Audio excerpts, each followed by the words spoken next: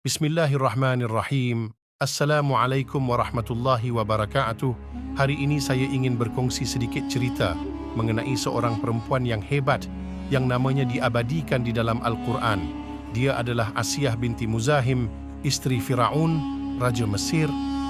Rasulullah sallallahu alaihi wasallam bersabda, ada 4 orang wanita yang juga penghulu segala wanita di dunia.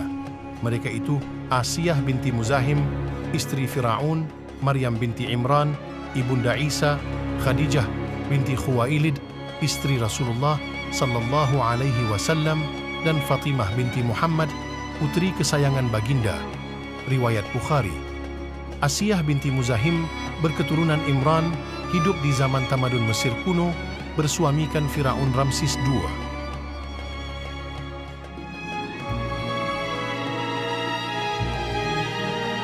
Asiyah binti Muzahim seorang wanita yang teguh keimanannya.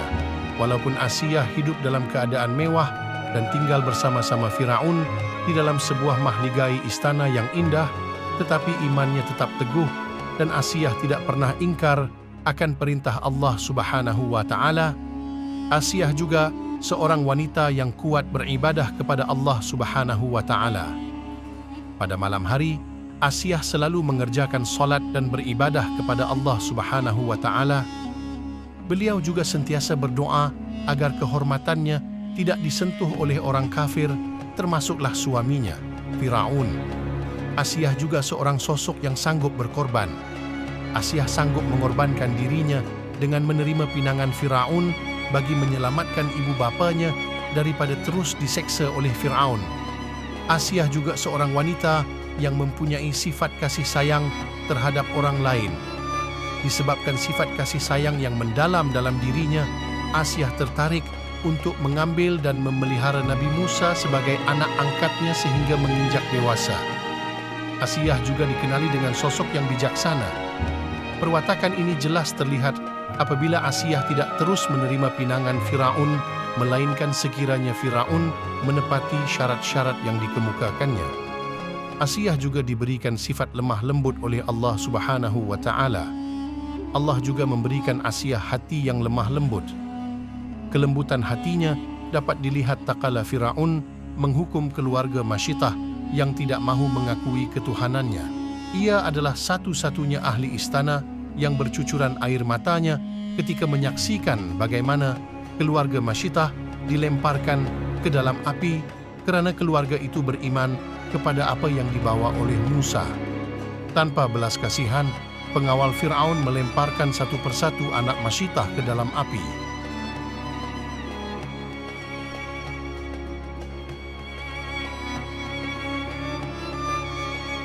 Pada suatu ketika dahulu tersebutlah kisah di Mesir tentang seorang gadis yang menjadi sebutan ramai pemuda yang hidup sezaman dengannya kerana kejelitaannya serta kepribadiannya yang mantap yang bernama Aisyah. Kisah kejelitaan Asiyah akhirnya sampai ke corong telinga Firaun yang merupakan raja terakhir kerajaan Mesir yang telah ditabalkan pada usia 24 tahun. Firaun juga dipercayai merupakan raja tamadun Mesir kuno yang paling lama hidup dan memerintah. Firaun berkeinginan bagi menjadikan Asiyah sebagai salah seorang istrinya. Lalu Firaun menghantar salah seorang menterinya yang bernama Haman untuk merisik Asiyah melalui ibu bapanya. Setelah Haman menyampaikan hasrat Firaun kepada Asiyah menerusi ibu bapanya, Asiyah menolak lamaran tersebut kerana Asiyah berpendapat bahawasanya Firaun merupakan seorang raja yang ingkar kepada Allah Subhanahu wa Ta'ala dan tidak berperi kemanusiaan. Haman berasa marah apabila lamaran Firaun ditolak oleh Asiyah, lalu menghina serta mencaci kedua-dua ibu bapa Asiyah. Kemudian Haman pun pulang kepada Firaun lalu mengkhabarkan Firaun akan berita tersebut. Firaun berasa marah lalu mengarahkan ibu bapa Asiyah ditangkap lalu dipenjarakan dan diseksa. Setelah ibu bapanya diseksa, Asiyah pula ditangkap dengan menggunakan kekerasan lalu dibawa ke istana untuk bersemuka dengan Firaun. Di hadapan Firaun, Asiyah dipertemukan dengan kedua-dua ibu bapanya yang telah dipenjarakan, lalu Firaun memberi kata dua kepada Asiyah. Asiyah dipaksa untuk memilih sama ada beliau berkahwin dengan Firaun dan ibu bapanya dibebaskan daripada cengkaman seksaan Firaun, ataupun menolak lamaran Firaun dan ibu bapanya akan dibakar hidup-hidup di hadapan mata Asiyah sendiri. Dengan rasa terpaksa Asiyah menerima pinangan Firaun, namun dengan meletakkan beberapa syarat yang perlu dipatuhi oleh Firaun sekiranya Firaun benar-benar ingin berkahwin dengannya. Syarat-syarat tersebut ialah: 1. Firaun harus membebaskan kedua-dua ibu bapanya. 2. Firaun mesti menyediakan rumah yang lengkap dan cantik dengan perkakas. 3. Ibu bapa Asiyah harus dijamin kesihatannya berserta makan dan minumnya. 4. Asiyah bersedia menjadi istri Firaun dan hadir dalam acara-acara tertentu, namun tidak mahu tidur dengan Firaun. Sekiranya permintaan-permintaan tersebut tidak dipenuhi oleh Firaun, Asiyah lebih rela memilih untuk mati dibunuh oleh Firaun bersama-sama dengan kedua-dua ibu bapanya. Selepas itu, Firaun pun bersetuju untuk berkahwin dengan Asiyah dan mereka pun tinggal bersama-sama di istana yang indah. Asiyah sentiasa memberikan yang terbaik buat suaminya, Firaun, sehingga menyebabkan dirinya begitu disayangi oleh Firaun. Hal ini terbukti apabila Firaun sanggup membina sebuah mahligai yang indah buat Asiyah. Walau bagaimanapun, keteguhan iman Asiyah tidak tergugat dengan kemewahan hidup di istana Firaun. Beliau tetap tidak pernah ingkar pada perintah agama dan terus taat dalam beribadah kepada Allah Subhanahu wa Ta'ala. Asiyah tetap merahsiakan status keimanannya kepada Allah Subhanahu wa Ta'ala daripada Firaun sehingga suatu ketika Asiyah berdoa kepada Allah Subhanahu wa Ta'ala agar Allah menyelamatkannya serta menjaga kehormatannya daripada Firaun. Lalu Allah pun menjelmakan iblis kepada rupa Asiyah untuk tidur bersama-sama Firaun.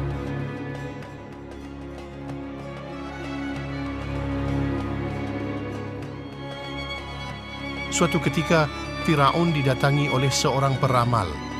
Peramal itu mengatakan bahawa kelak dia akan dibunuh oleh seorang lelaki dari Bani Israel.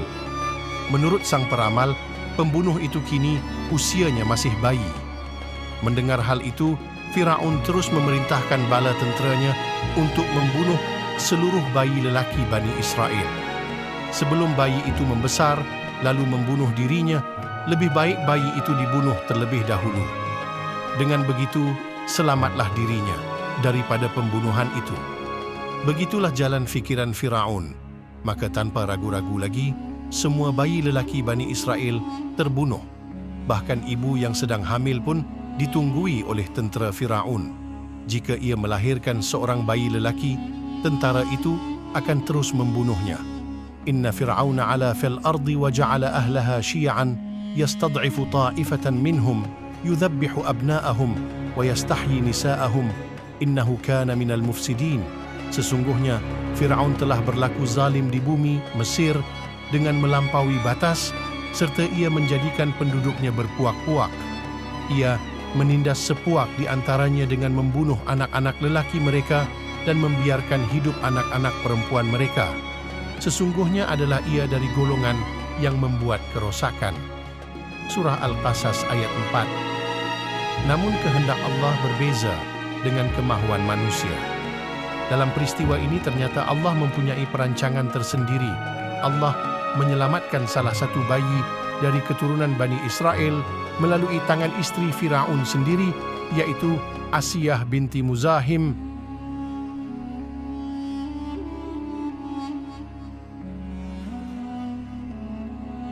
Kisah yang dinaratifkan berikut ini merupakan kisah bagaimana Asiyah bertemu dengan Nabi Musa alaihi salam yang hanyut di sungai Nil, yang kemudian diambil menjadi anak angkatnya. Pada suatu hari, ketika Asiyah sedang duduk bersantai bersama dayang-dayang istana, dia terlihat sebuah kotak kayu terapung-apung di tepian sungai yang mengalir merentasi istana Firaun. Ambil kotak itu dan bawa kepada beta, arah Asiyah kepada salah seorang dayang yang berdiri di tepinya. Wauhayna ila ummi Musa an ardi'ihi fa idza خفت عليه فالقيه في اليم ولا تخافي ولا تحزني إنا رادوه إليك وجاعلوه من المرسلين فالتقطه لفرعون ليكون لهم عدوا وحزنا إن فرعون وهامان وجنودهما كانوا خطئين. Dan kami ilhamkan kepada ibu Musa, susukanlah dia dalam pada itu jika engkau takutkan sesuatu bahaya mengenainya dari angkara Fir'aun, maka letakkanlah dia di dalam peti dan lepaskanlah dia ke laut, dan janganlah engkau merasa bimbang dan jangan pula berduka cita. Sesungguhnya kami akan mengembalikannya kepadamu dan kami akan melantiknya menjadi salah seorang dari rasul-rasul kami. Setelah itu dia dipungut oleh orang-orang Fir'aun. Kesudahannya dia akan menjadi musuh dan menyebabkan duka cita bagi mereka. Sesungguhnya Fir'aun dan Haman serta orang-orangnya adalah golongan yang bersalah. Surah Al-Qasas ayat 7 hingga 8. Dayang itu berlari pantas ke arah kotak yang sedang terapung-apung di tepian sungai. Dia mengangkat kotak kayu itu dari permukaan sungai lalu dibawakan kepada Asiyah. Dia berdebar-debar untuk mengetahui isi kandungan kotak kayu itu. Comelnya bayi lelaki dalam kotak kayu ini. Jerit hati Asiyah apabila penutup kotak kayu itu terbuka. Pada ketika itu, Firaun memerintahkan masyarakatnya membunuh semua bayi lelaki Bani Israel kerana dia bermimpi bayi tersebut menghancurkan dan membinasakan kerajaan pemerintahnya. Apabila berita penemuan bayi lelaki itu sampai ke telinga Firaun, maka bergegaslah Firaun ke tempat Asiyah dan bayi lelaki itu. Pengawal, bunuh bayi ini sekarang. Perintah Firaun kepada pengawal yang menemaninya ke bilik Asiyah. Bukankah kita tidak mempunyai anak lelaki? Anak lelaki ini dapat kita jadikan anak angkat.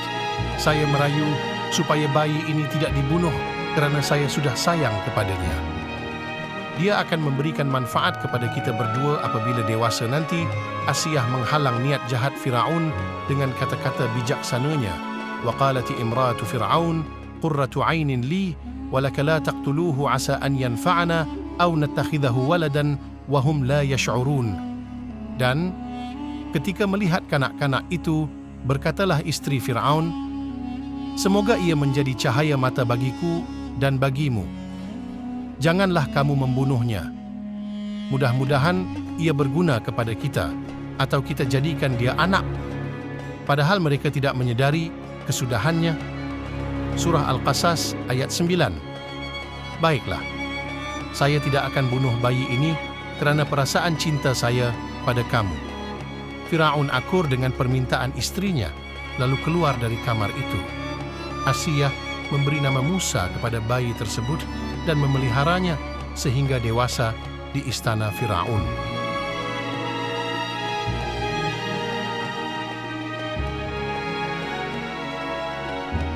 Pernah suatu hari, bayi tersebut digendong Firaun. Tiba-tiba, sang bayi mencabut janggutnya. Betapa marah Firaun ketika itu kerana kesakitan. Lalu, ia memerintahkan pengawalnya untuk membunuh bayi tersebut. Namun sebelum niat itu dilaksanakan, Asiyah sekali lagi tampil membelanya. Ia mengatakan kepada Firaun bahawa bayi itu tidak boleh dibunuh kerana masih belum mengerti. Sebagai bukti, Asiyah meminta kepada pengawal Firaun untuk menyediakan roti dan arang api. Kemudian bayi itu disuruh memilih di antara keduanya. Ternyata bayi Musa memilih arang. Melihat hal itu, Firaun akhirnya akur dan menerima nasihat istrinya itu.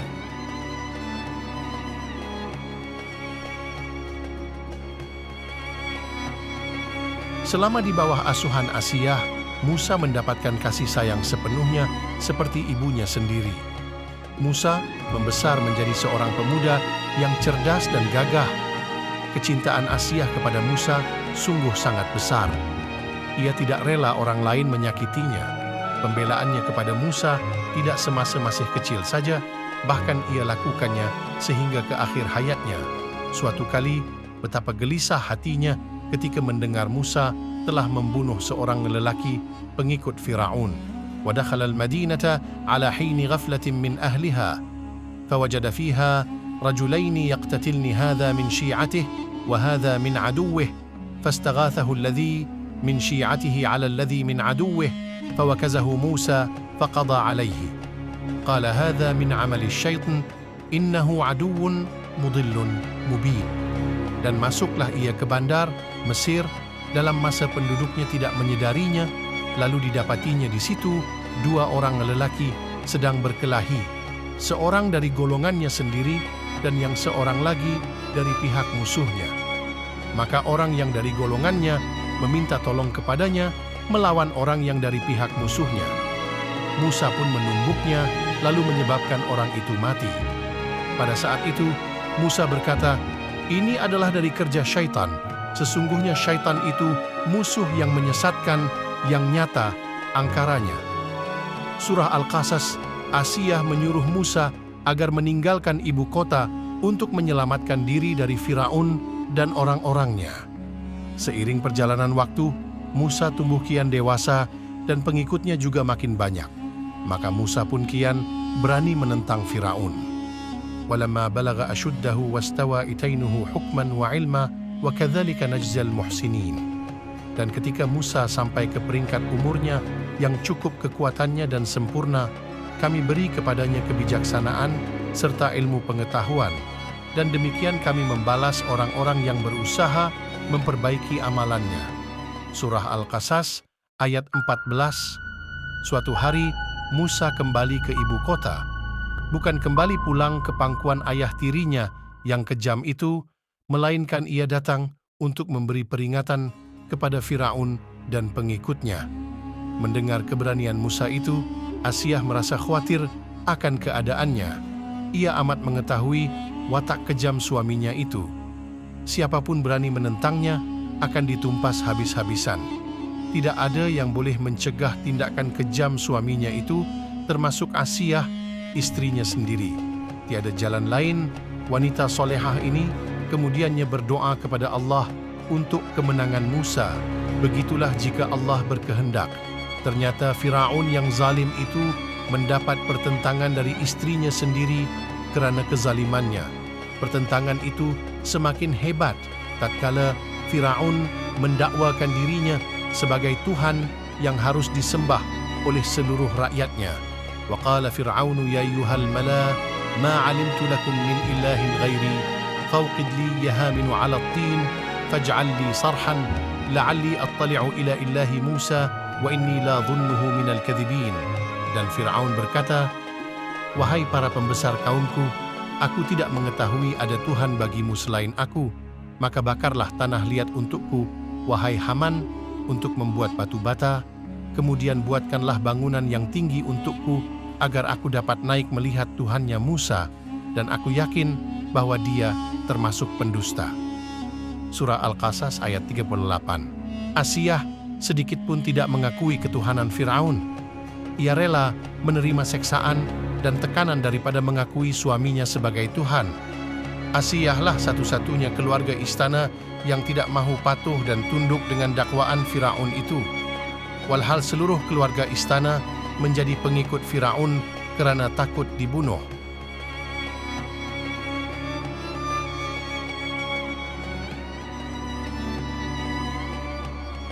Sebab kematian Asiyah, 1. Asiyah akhirnya mengisytiharkan keimanannya kepada Allah Subhanahu wa Ta'ala di hadapan suaminya Fir'aun.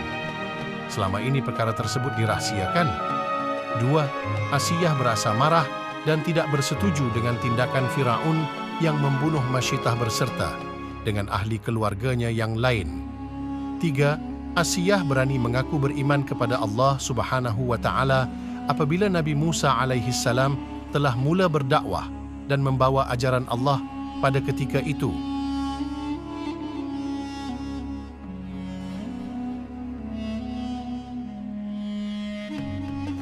Terdapat beberapa versi cara kematian Asiyah yang terdapat dalam kajian-kajian yang dilakukan. Asiyah dipenjarakan dan diseksa dengan tidak diberi makanan serta minuman, sehingga akhirnya Asiyah menghembuskan nafasnya yang terakhir. 2. Asiyah dipancung di khalayak ramai. 3. Firaun segera memerintahkan para pengawal untuk mengikatnya pada 4 tiang kebun istana. Kemudian para pengawal mengambil cemeti dan mendera tubuh Asiyah dengan cemeti tersebut. Sementara Firaun memerintahkan untuk memperhebat siksaan itu. Tak sepatah kata pun keluar dari mulut Asiyah selain munajat kepada Allah Subhanahu wa Ta'ala yang diabadikan dalam Al-Quran. Rabbi ibni la indaka baitan fil jannati wa najjina min fir'auna wa amalihi wa najjina minal qawmi zalimin. Ya Rabbku, bangunlah untukku sebuah rumah di sisimu dalam surga dan selamatkanlah aku dari Firaun dan perbuatannya dan selamatkanlah aku dari kaum yang zalim. Setelah itu, Asiyah pun pergi menuju Tuhannya sebagai wanita syahidah di 4 tiang. Ayat Al-Quran ini dikuatkan lagi dengan sepotong hadis yang berbunyi, daripada Abu Hurairah, Nabi SAW telah berkata, Firaun memukulkan kedua tangan dan kakinya Asiyah dalam keadaan terikat. Maka ketika mereka, Firaun dan pengikutnya meninggalkan Asiyah, malaikat menaunginya, lalu ia berkata, Ya Rabb, bangunkan sebuah rumah baginya di sisimu dalam syurga. Maka Allah perlihatkan rumah yang telah disediakan untuknya di syurga sebelum meninggal. Akhirnya Asiyah meninggal dalam keadaan tersenyum akibat seksaan pengikut Firaun.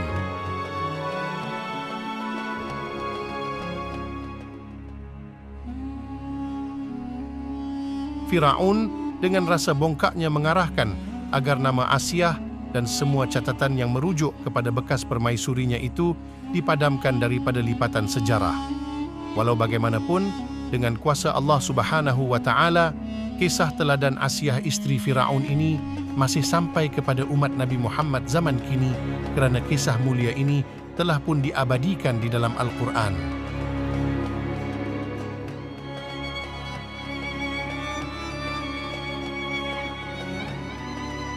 Asiyah termasuk antara manusia yang namanya terukir di dalam Al-Quran. Allah memberikan penghormatan kepadanya kerana ketakwaan dan ketaatannya sebagai hamba. Allah menjadikannya sebagai contoh dalam kalangan kaum Hawa yang tetap tegas dalam keyakinan tauhid walaupun berada di tengah-tengah lingkungan manusia yang penuh dengan dosa dan kemusyrikan. Allah juga menjadikannya sebagai contoh bagi istri yang sabar. Istri penyabar mampu memberikan jasa yang sangat besar dalam memelihara keutuhan rumah tangga, kebahagiaan suami, dan kegembiraan anak-anaknya. Istri seperti itu tidak akan mudah menceritakan kesulitan dan berbagai permasalahan yang akan menyedihkan dan mencemaskan suaminya. Walaupun sebenarnya ia menyimpan kepahitan dalam hatinya, semua kesulitan akan dihadapinya dengan penuh ketabahan dan sikap pasrah kepada Allah. Asiyah termasuk antara manusia yang tidak mudah terpesona dan terpedaya dengan kehidupan duniawi.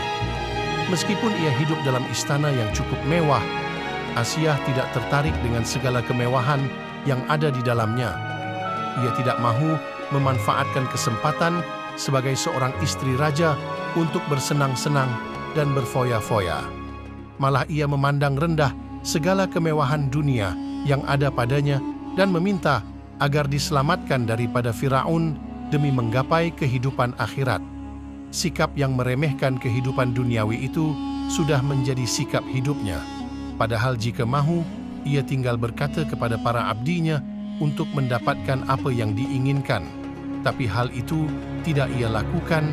Ia menyedari bahawa apa yang ada di istananya itu hanya keindahan dan kemewahan yang fana. Baginya, kemuliaan yang hakiki dan kehormatan yang mutlak hanya ada pada Allah Subhanahu wa Ta'ala. Ia meyakini bahawa dunia beserta kenikmatannya akan lenyap, sedangkan akhirat adalah kehidupan kekal, damai abadi selamanya. Maka wanita mulia ini lebih memilih hal yang kekal daripada yang fana. Inilah kemuliaan seorang wanita yang bernama Siti Asiyah binti Muzahim, sang ratu syahadah, pemegang mahkota terpuji.